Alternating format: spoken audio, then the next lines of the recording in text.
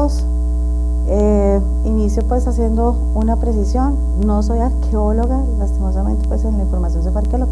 Soy ecóloga, especialista internacional en ordenamiento territorial, y actualmente pues estoy apoyando a la Universidad Católica Sede Sapiense desde la Oficina de Ordenamiento y Planificación Estratégica del Territorio.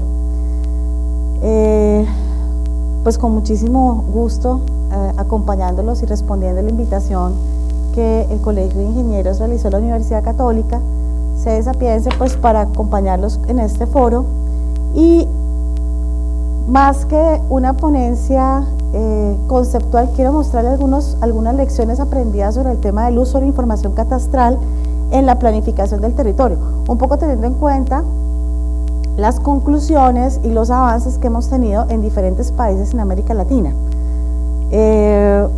Arranco pues con una estructura, 3 puntos básicos de la presentación de hoy, un poco la importancia de la información catastral en la planificación del territorio como respuesta a las lecciones aprendidas.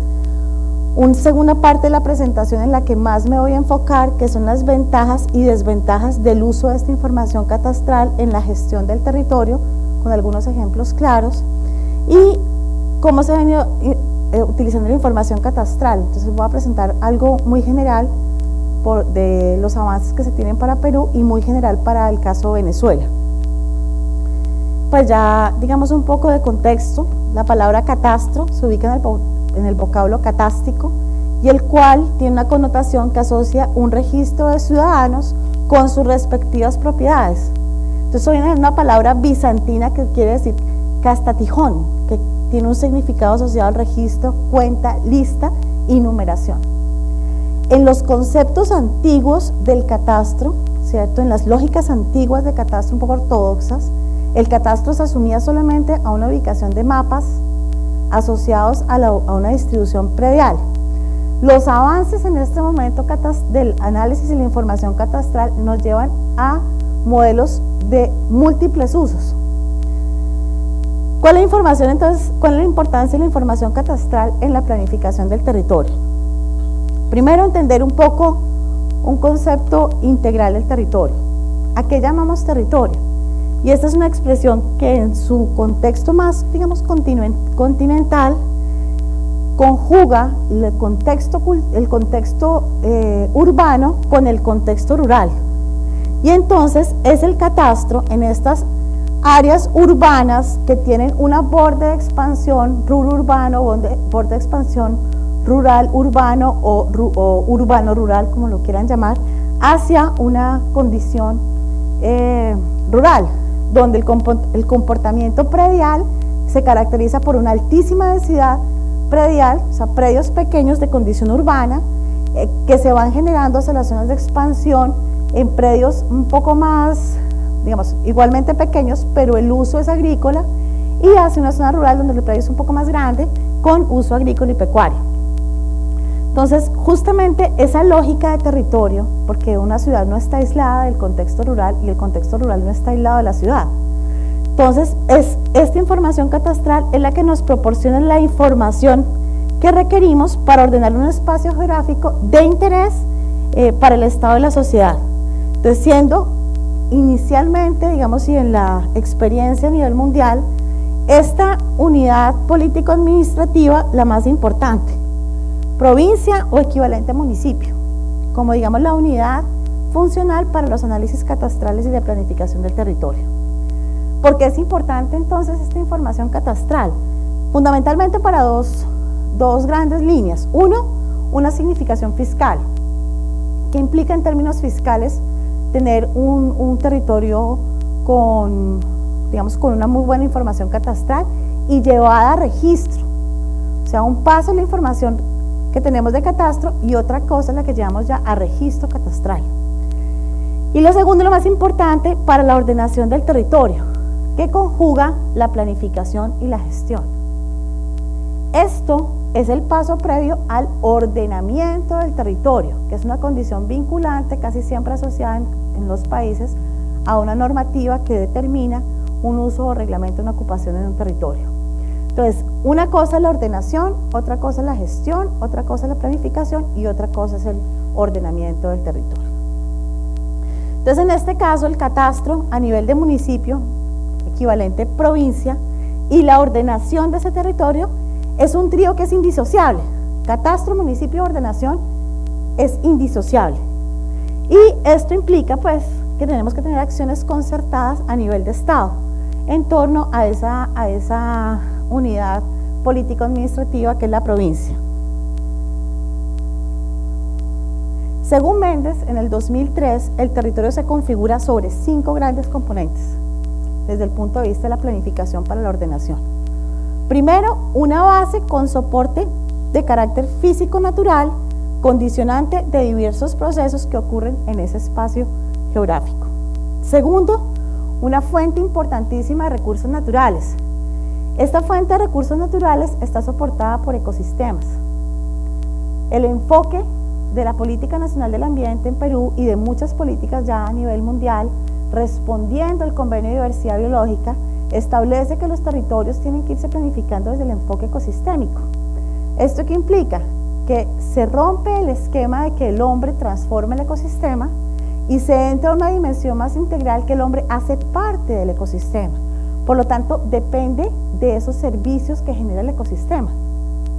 Por ejemplo, el aprovisionamiento y la regulación hídrica, que es el suministro fundamental para el agua.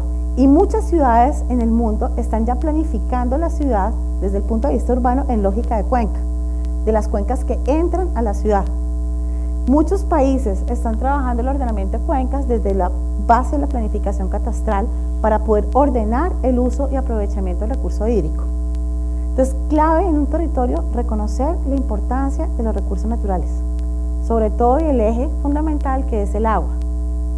Tercero, condiciones socioeconómicas como población, estructura dinámica y usos de la tierra y actividades económicas articuladas a los mismos. No se puede desconfigurar en un territorio también la condición de uso, ¿sí? Y por supuesto una red de centros urbanos y áreas periurbanas en un espacio rural. ¿Esto qué implica? Que lógicas de planificar solamente la ciudad y aparte planificar solamente la zona rural están mandadas a recoger hace muchos años. Y los grandes retos en este momento de la planificación y la ordenación del territorio conjugan entonces a pensar en ciudad de región, donde la ciudad se convierte en el centro, en un centro abierto, un sistema abierto que entrega y recibe diferentes tipos de inputs de la parte rural, y la parte rural también depende desde el punto de vista económico y además aporta sus servicios ecosistémicos para la ciudad. Entonces ya está mandado a recoger la ciudad, a planificar solamente la ciudad como ciudad. Hay que verla inmersa como un sistema abierto porque el territorio es eso, un sistema territorial. Y por supuesto, toda una infraestructura de servicios y organización institucional articulada a una unidad político-administrativa reconocida y soberana. Entrando entonces dos grandes conceptos importantísimos en la planificación del territorio, que es la gobernanza y la gobernabilidad. Entonces, el catastro rompe el esquema ya desde hace unos años para acá, los principios del 2000, rompe ese esquema de que solamente es un ejercicio, un juego de SIC de mapas de la distribución de predios en un territorio, y se abre entonces desde un enfoque interdisciplinario, donde las decisiones no solamente se toman por el espacio del predio, sino por toda esa dinámica que se conjuga en esos diferentes tipos de predios. ¿Cuáles son las ventajas y desventajas del uso de la información catastral en la gestión del territorio? Y aquí he enumerado algunas de las principales y en las que se ha coincidido que ha servido en la información catastral en varios países. Primero, importantísimo, punto número 1, la primera ventaja es que promueve la ordenación del territorio, y esto expresado hasta en la planificación y gestión a nivel predial y a nivel provincial o municipal. Con información catastral interdisciplinaria o integrada en modelos claros de información de territorio, entonces podemos encontrarnos en territorios, en paisajes y territorios vulnerables, como este caso, o convertir entonces una zona rural en un paisaje y un territorio resiliente. Este tema es supremamente importante porque en este punto se aterrizan, incluso para el caso de Perú, todas las actividades que surgen a partir de las propuestas como la zonificación ecológica y económica. Entonces, en la nueva guía que sacó el Ministerio del Ambiente, para llegar a un plan de ordenamiento territorial tenemos unos pasos y unas etapas. En esa primera parte diagnóstica, el primer paso es la zonificación ecológica y económica, acompañada por unos estudios especializados que van después resultando a un diagnóstico integral del territorio. Esos tres grandes pasos constituyen la fase diagnóstica para el proceso de ordenamiento territorial en Perú, de lo cual sigue una fase propositiva donde se miran los escenarios en los cuales se pueden generar alternativas que mejoren ese territorio y finalmente expresarlos en planes. Pero esos planes no se ejecutan al aire, esos planes se aterrizan en decisiones concertadas con los propietarios y los usuarios de la tierra, dentro de todo el compendio de usuarios que podemos tener o de propietarios que podemos tener, ocupantes que podemos tener, desde los pueblos tribales establecidos por pueblos originarios indígenas hasta ya avanzar a propietarios privados legalmente constituidos, pasando por supuesto con todos los viciados de ocupación ilegal, territorios colectivos no reconocidos, por ejemplo. Entonces, digamos, hay todo un modelo de ocupación que responde, por supuesto, a una lógica de territorio. No es lo mismo definir un plan de ordenamiento territorial para un territorio donde solamente son campesinos y colonos a llegar a planificar un territorio donde entren ya territorios de comunidades indígenas, amparados por el 169 de la OIT y reconocidos y aceptados incluso por la Constitución peruana. Entonces, es importante que en la información predial y la información catastral refleje esas condiciones especiales de ocupación y uso del territorio. ¿Cómo queremos un paisaje? ¿Cómo lo queremos? ¿Así o así? Entonces, ¿qué hay que hacer para llegar a esto? Perdón, ¿qué hay que hacer para llegar a esto? Tomar decisiones concertadas sobre el territorio. Porque la propiedad privada está favorecida por el país, por la Constitución, ¿sí? Y como Estado garante de derechos, el propietario privado tiene derecho a hacer lo que él quiera en su predio, pero un grupo de propietarios privados que no tengan ni idea de cómo manejar su predio están generando un territorio, un paisaje vulnerable, acumulando una gran cantidad de pasivos ambientales y sociales, aumentando los conflictos por uso, ¿sí? Entonces, qué importante que una buena información catastral nos pueda ayudar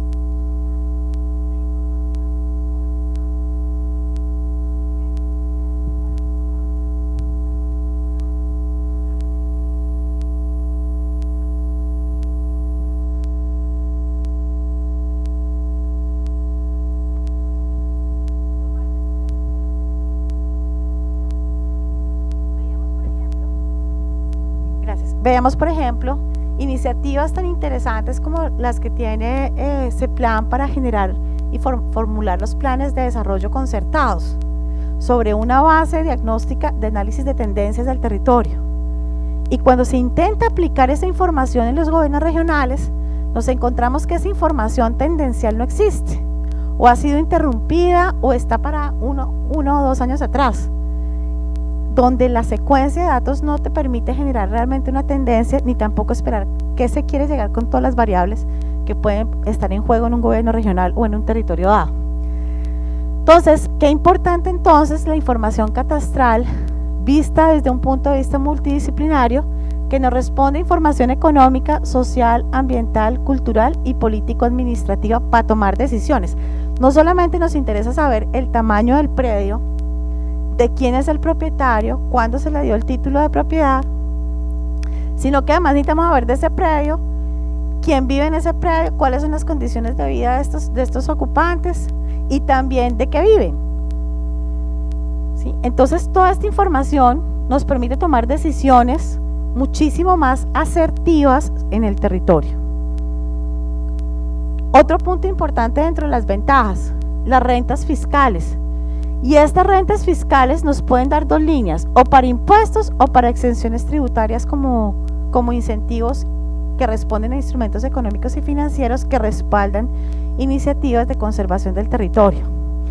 Entonces, ¿qué se define? Cada persona como habitante del país tiene unos derechos y unos deberes y por lo tanto entonces tiene un compromiso con la función pública del territorio. Entonces, ¿qué implica eso? Que si es dueño de un predio, si es dueño de un espacio, ¿cierto? Tiene que responder también al país frente a unas rentas, y esos son los impuestos, el impuesto predial, el impuesto catastral, los diferentes impuestos asociados en diferentes países, RTICA, por ejemplo.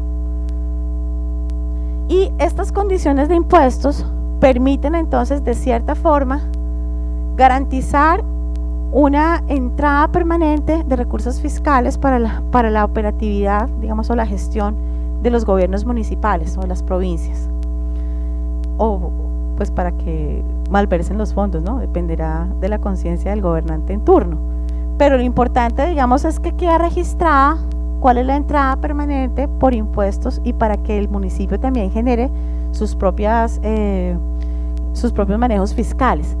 En el caso, por ejemplo, las exenciones tributarias, alternativas de conservación en torno al recurso hídrico, en torno a la deforestación evitada, en torno a los bonos de carbono de cambio climático, en torno a la agricultura orgánica, agricultura sostenible, en torno a las estrategias de conservación y promoción del recurso hídrico a nivel mundial, han generado esta como un gran incentivo. Pero si no tenemos la información catastral, difícilmente podemos llegar a esa exención tributaria, ¿sí? Otra gran ventaja, la priorización de recursos para inversión. Generalmente, cuando se toma una decisión de dónde se invierte, se hacen los proyectos de inversión en una provincia, los criterios que se toman para planificar el territorio no necesariamente responden a la necesidad más prioritaria que se tenga. Me explico. ¿Cómo se define por dónde se va a invertir los recursos para vías? ¿Cuál es la vía más importante en la que hay que invertir? A veces incluso de pronto la vía que más plata le deje al gobernante de turno. Pero ese no es el hecho. Probablemente si tuviéramos la información catastral correspondiente, podríamos establecer, asociada a esos mapas prediales, dónde se encuentran las áreas de mayor producción agrícola y pecuaria y cuáles son las que están más alejadas de los centros de acopio o de comercialización, favoreciendo entonces la infraestructura vial de tal forma que mejore entonces la comercialización y por lo tanto garantice una mejor rentabilidad en el comercio del producto y mejore la calidad de vida de los pequeños productores.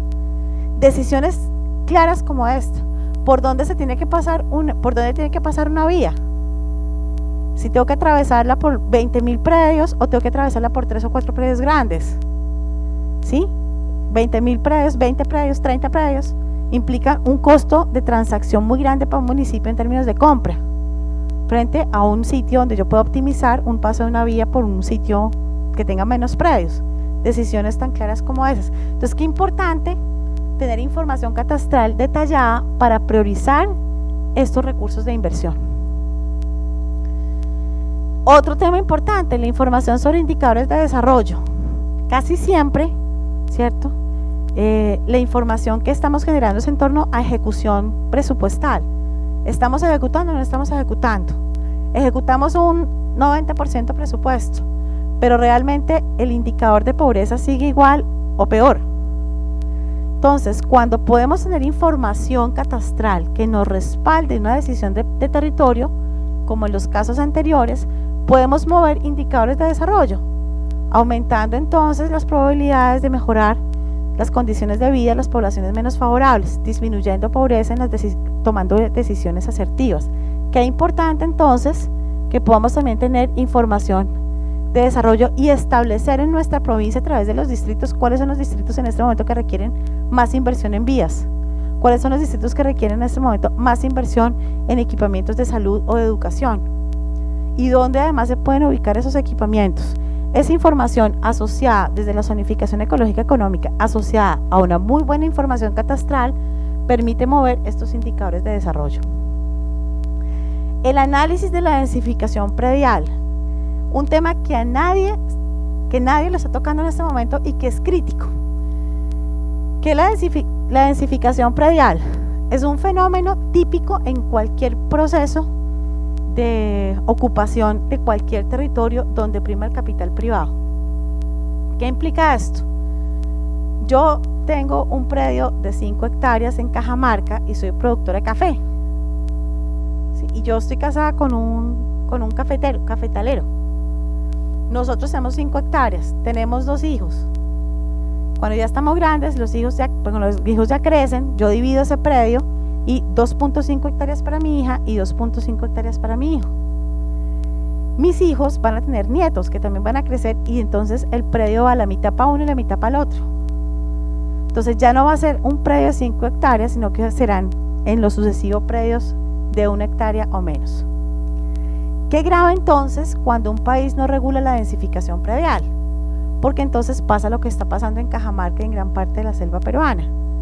Actividades productivas tradicionales como el café y el cacao están dejando de ser rentables, no solamente por la plaga de la roya que puede estar acabando con un 40% de la producción, sino por el tamaño del predio. No es lo mismo para un productor tener 3 hectáreas para producir café que tener tener menos de 1 hectárea. 1 hectárea o menos, ya no es rentable. Mismo sistema de producción por tamaño predial deja de ser rentable económicamente, sin hablar de sostenibilidad ambiental. Es más, ahora miremoslo por el tema de conservación. Áreas de conservación regional, áreas de conservación privadas.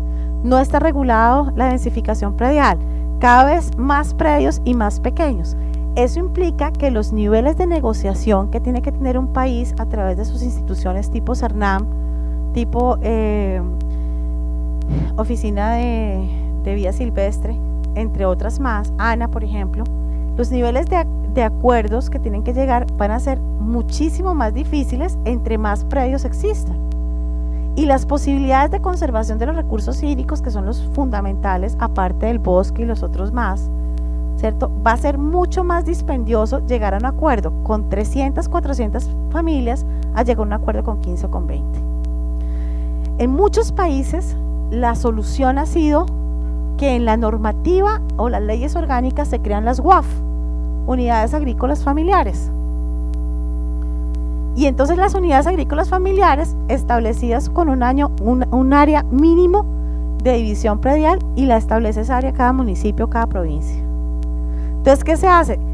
El plan de ordenamiento territorial, que es un documento vinculante, se define que, por ejemplo, para el municipio X, la UAF está a 17 hectáreas. Eso quiere decir que a menos de que tú tengas un predio de 34 hectáreas, no puedes subdividirlo.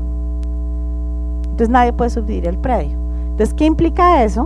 Que si tienes 5 hectáreas, si tienes 7 hectáreas, si tienes 1 hectárea, te quedas con esa hectárea. Entonces, ¿qué cambia? No el tamaño del predio, sino el modelo de ocupación.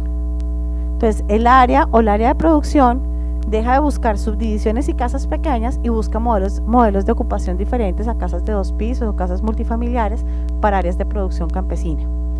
Y de estos ejemplos, Europa está lleno, y muchos países en América Latina también. Análisis de escenarios. ¿Cómo facilita? Ustedes no se imaginan cómo facilita la información predial multidisciplinaria un análisis de escenarios en torno a riesgos asociados a desastres, por supuesto los asociados a los impactos adversos de cambio climático, entre los que incluimos la variabilidad climática, y por supuesto los análisis de escenarios de desarrollo económico. Qué importante, por ejemplo, para una provincia, para un municipio, saber cuántas son las familias o los predios asociados a las áreas de mayor vulnerabilidad por deslizamientos, por huaicos, por inundaciones. Entonces, realmente queremos hacer una inversión en disminuir el riesgo por deslizamientos, pero no sabemos cuánta gente está en condición de riesgo y en qué nivel de riesgo están, porque no podemos asociar los mapas de inestabilidad de suelo y pendiente versus a los de información catastral. Incluso muchas veces la información catastral asociada al uso de la tierra nos permite establecer cuáles son los patrones de uso del suelo que están generando más impacto en el territorio, y por lo tanto entonces cuáles son esos propietarios de predios o esos ocupantes de ese territorio con los que se tiene que comenzar a hacer la priorización de inversión de proyectos para disminuir el riesgo. ¿Cuántas entonces personas que están en este distrito, cuántas familias están vulnerables por temas de disminución de la precipitación o el aumento de la temperatura, o los eventos extremos de lluvia, los eventos extremos de sequía? Y esos predios, ¿cuántos son los que están produciendo papa? ¿Cuántos lo están produciendo café? ¿Cuántos lo que están produciendo quinoa? Esa información no la podemos generar si no tenemos una información catastral que nos permita establecer ese análisis de escenarios asociados a riesgos o vulnerabilidades. Otra ventaja muy importante de tener mapas prediales, el control de procesos de ocupación. Cuando la información catastral asociada y registrada para una provincia o municipio te establece catastralmente cómo está la distribución de la tenencia del suelo, es más fácil hacer el control sobre usos de ocupación ilegal. Incluso permite esto detener en muchos casos o aplicar los correctivos, sanciones, multas o lo correspondiente para eventos tan delicados como la agricultura migratoria, que es un modelo de uso de suelo de sierra en selva.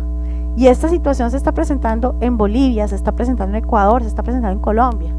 Entonces, si no tenemos la información catastral que permita realmente hacer un monitoreo del proceso de ocupación, entonces la ocupación seguirá siendo ilegal y yo hago una posesión ilegal durante 2 años hasta que me puedan declarar el predio como mío. Otra ventaja muy importante, facilita la resolución de conflictos por tenencia. Los mapas catastrales son importantísimos porque permiten resolver conflictos por tenencia, mas no necesariamente resolver los conflictos por tenencia resuelve directamente los conflictos por uso, ¿sí? O sea, no, pero sí al menos los relacionados con la tenencia. ¿Esto qué implica?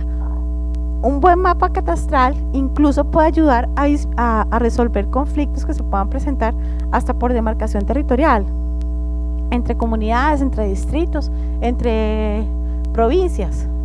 Los mapas catastrales aclaran, o la información catastral aclara los límites, entonces incluso desde el predio hasta una unidad político-administrativa. Otro punto importante, facilita las mediciones de indicadores de gestión pública. Qué importante también poder identificar si la gestión pública, ahora miramos anteriormente los indicadores de desarrollo, ahora miremos la gestión pública. Esa gestión pública en ese territorio, ¿sirve o no sirve? ¿Está disminuyendo o no está disminuyendo los indicadores de pobreza?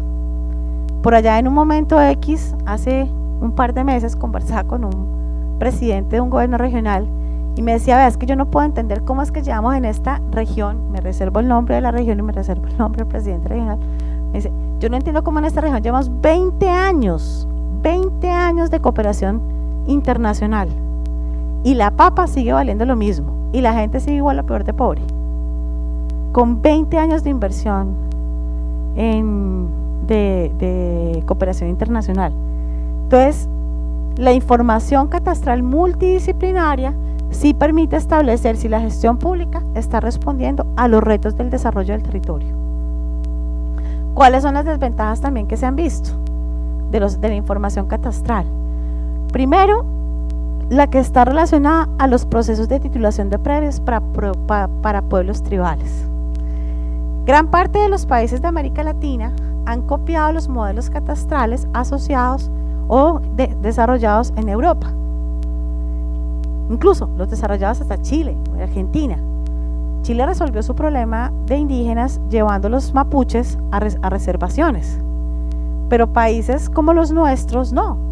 La población indígena, los pueblos originarios, los pueblos indígenas son una representación muy grande en la ocupación y uso del territorio ancestral. ¿Y eso qué implica? Que los modelos catastrales que tenemos están dados específicamente para la propiedad privada. Pero en este caso, donde los territorios son colectivos y responden a grupos originarios respaldados, reitero, por el 169 de la OIT, entonces la información catastral o los modelos catastrales que tenemos quedan con vacíos funcionales. ¿ya? Entonces, qué importante también que nosotros como países que tenemos estas condiciones especiales de ocupación indígena y de pueblos originarios, tengamos también el reto de no de copiar solamente los modelos ARGIS y todos los modelos de planificación y las cartas catastrales y todos esos los modelos europeos, sino que podamos también incorporar nuestros propios modelos de ocupación típicos de cada país dentro de la información catastral. Mientras tanto, la única opción que tienen estos pueblos tribales es entrar a este modelo. ¿A través de qué? De la titulación de predios. Y eso genera, por supuesto, los conflictos que ustedes ya conocen. Otra desventaja, definitivamente la información catastral no necesariamente resuelve los conflictos por uso. Nos puede resolver los conflictos por tenencia, pero no resuelve los conflictos por uso del suelo. ¿Y por qué? Porque la información catastral no la relacionamos con los conflictos socioambientales, o sociopolíticos, o socioculturales. Entonces, como no lo relacionamos, queda el problema ahí, para que lo resuelva alguna institución. Entonces, sí es importante que en nuestros modelos de planificación del territorio se incorpore también modelos especiales para que la información catastral también nos arroje puntos críticos o hotspot de puntos o puntos calientes asociados a los conflictos por uso de suelo. Conflictos claves, por ejemplo, típicos. Se declara un área natural protegida en una sobre propiedad privada. Entonces resulta que yo soy propietario de una chacra y me acabo de enterar que me pusieron encima un santuario y ya no puedo talar, ya no puedo hacer mi producción porque en términos de la norma es ilegal, porque es un santuario, pero tampoco me dan otra opción. Entonces, ¿qué genero yo? Un conflicto por el uso.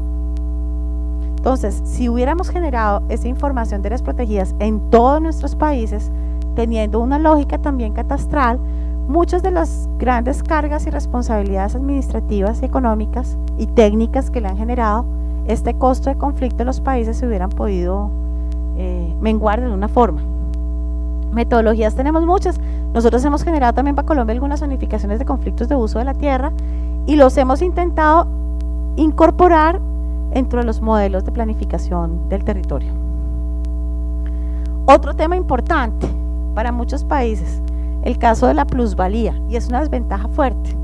Y la plusvalía, ¿cierto?, digamos, impone, precisa los valores de las tierras antes de la ejecución de una obra pública o la asignación de una nueva norma, y después define el valor luego de ejecutada la obra pública o valorando el empleo de la nueva norma.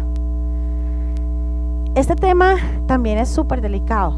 Resulta que en muchos casos esto se da, digamos, esto favorece al propietario que acaba de comprar, compró el predio justo antes de que le pusieran al lado el metropolitano o que le pusieran al lado el centro comercial, pero desfavorece la propiedad privada para otros tipos de propietarios, porque lo que para mí ya no es una valoración o valorización del predio, ya le cayó al otro por oportunidad de obra, ¿sí? La plusvalía. Otra desventaja, los impuestos en sectores muy pobres.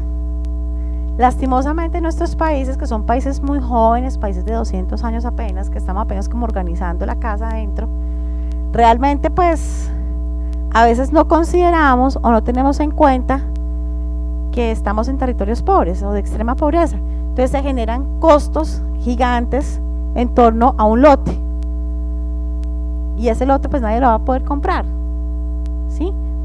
Porque además el impuesto sobre el lote es muy alto. Yo tengo que pagar un impuesto predial muy alto en un sector muy pobre, o una mejora en mi predio me aumenta el impuesto predial. ¿Qué otra desventaja tenemos? Evidentemente que los sistemas de producción tradicionales, digamos, se ven afectados con la microdensificación. Esto ya lo explicaba anteriormente y lo pueden ver aquí claramente. Esto es una connotación de un espacio centro poblado de condición urbana, predios pequeños de ocupación de vivienda que va ampliándose, de ocupación de vivienda, que va generando una ampliación de predio, digamos, aún muy pequeños pero con uso agrícola hasta uno de uso agrícola. Pero entonces tener esta información catastral realmente a veces no nos permite regular la microdensificación. Y también pues los costos de un sistema catastral y el mantenimiento del sistema catastral. Entonces, para muchos gobiernos provinciales o municipales, el costo de inversión es muy alto y el uso que se le da a estos sistemas es muy bajo. Entonces, se subutiliza los sistemas de información que pueden dar una gran respuesta a muchos de los temas de decisiones, pero no los sabemos utilizar y la capacidad instalada en las provincias es muy baja. Bueno, aquí tengo algunos estudios caso. Perú, por ejemplo, en tema catastral lo incorpora en el Sistema Nacional de Catastro en el marco de la Ley 28/29/4, ¿cierto? Y busca es regular la integración y unificación de los estándares, nomenclatura y procesos técnicos de las diferentes entidades generadoras de catastro. Entonces tiene un sistema nacional integrado de información catastral de la cual hace parte la Superintendencia Nacional de Registros Públicos, el Instituto Geográfico Nacional, el SBN, los gobiernos regionales, las municipalidades, la Comisión de Formalización de la Propiedad Informal y el Instituto Nacional de Concesiones y Catastro Minero. Este grupo hacen parte del sistema nacional. ¿Para qué? Hacen para un uso para la valoración de predios. Y esto está en proceso apenas, todavía no lo estamos arrancando. ¿Qué se tiene en este momento? Pues un impuesto a la renta que no utiliza pues el catastro. En el caso de la SUNAT a nivel nacional, a nivel de la municipalidad local, pues tenemos impuestos prediales y oficinas de rentas. Se tienen normas relacionadas con el Ministerio de Economía y Finanzas, el Ministerio de Vivienda, y no necesariamente se está utilizando la información de catastro. Venezuela tiene un catastro multiutilitario. En concepto muy bueno, pero no se relaciona muy bien con la política o la ley de tierras venezolana. ¿Qué tiene este catastro? Está generando toda una información en términos de atributos ambientales. Entonces, toda la información relacionada a oferta y demanda en términos de uso de tierra, información pues ambiental y lo que se requiere en términos de hidrología, climatología, suelos, geomorfología. Todos los atributos sociales en este catastro, y aquí hacen un catastro multiutilitario, que es un modelo de catastro interdisciplinario, y aporta elementos requeridos con la ordenación territorial, población, agricultura, minería, industria, turismo, y la asocian entonces la social a la económica. ¿Qué tipos de catastros se han generado? Censo y patrón estadístico de fincas rústicas y urbanas. Lo definió la Real Academia Española en el 92. El inventario exhaustivo de la propiedad inmobiliaria de un territorio, donde el municipio es la unidad orgánica catastral, con la descripción física, jurídica y económica de cada uno de ellos. Esto citado por Flores y lo destrayó Geomatic en el 97. El catastro de registro público, que contiene planos, medidas y evaluaciones de los bienes inmobiliarios de un país, como también un conjunto de operaciones por las cuales se establece la carta inmobiliaria. El registro metódico de propiedad inmobiliaria y el proceso estadístico y técnico, científico y jurídico administrativo para la formación de inventario referido básicamente a la riqueza de un área determinada. Estos son diferentes tipos de catastros que se están trabajando a nivel mundial. La conclusión es clara. Con información catastral, sin información catastral. Muchísimas gracias.